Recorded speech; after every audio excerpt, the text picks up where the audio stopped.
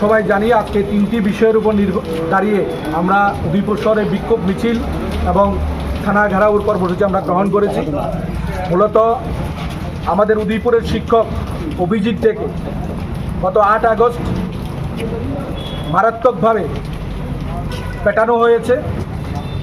আমাদের এই উদয়পুরের পোল্ট্রি রোডে বিজিবির দুর্বৃত্ত বাহিনী অভিজিৎকে বাড়িতে ডেকে নিয়ে সে জায়গার মধ্যে মারাত্মকভাবে জখম করা পরবর্তী সময়ে গত 10 আগস্ট জিবি হাসপাতালে চিকিৎসাধীন অবস্থায় সে জায়গায় মৃত্যুবরণ করে।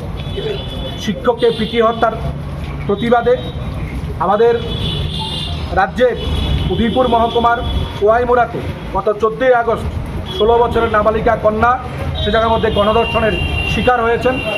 তাছাড়া কলকাতার আরজিকর হাসপাতালে ডাক্তারি পড়ুয়া ছাত্রী সে জায়গার মধ্যে ধর্ষণের পর খুন করা হয়েছে। এই তিনটি ঘটনাকে নিয়ে আমরা এসএফআই, ডিওয়াইএফআই, টিওয়াইএফ, টিএসি উদ্যোগে উদয়পুর শহর আমরা বিক্ষোভ মিছিল এবং এই থানা ঘেরাওর কর্মসূচি আমরা সংগঠিত করছি। আমরা মনে করি আমাদের রাজ্যের মধ্যে ছাত্র থেকে শিক্ষক, শিক্ষক থেকে ছাত্রী, সাধারণ জনগণ এই বিজেপির শাসনে ভয়ঙ্করভাবে আক্রমণের শিকার এবং বিজেপির এই স্বৈর শাসনের বিরুদ্ধে আমরা সমস্ত অংশের জনগণকে প্রতিবাদে সোচ্চার হওয়ার আমরা আহ্বান জানাচ্ছি। আমরা লক্ষ্য করছি যে আমাদের রাজ্যের পুলিশ বাহিনী যাদের এফিসিয়েন্সি আছে, যারা প্রতিটি ঘটনার সে জায়গার মধ্যে গুরুত্বপূর্ণ ভূমিকা গ্রহণ করতে পারে, তো রাজনৈতিক চাপে সে জায়গার মধ্যে পুলিশ সে জায়গার মধ্যে প্রতিটি ঘটনায় সে জায়গায় যে ভূমিকা গ্রহণ করা উচিত সেই ভূমিকা গ্রহণ করছে না। তার বিরুদ্ধে আমরা প্রতিবাদ জানাচ্ছি।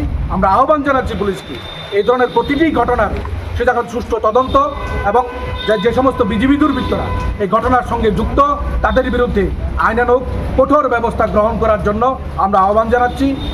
যদি সে জায়গার মধ্যে কোনো রকম গাফিলতি থাকে সে জায়গার মধ্যে আমরা আগামী দিনেও আমাদের এই লড়াই আন্দোলন কর্মসূচি আমরা জারি রাখবো, সে প্রত্যাশা আমরা রাখছি।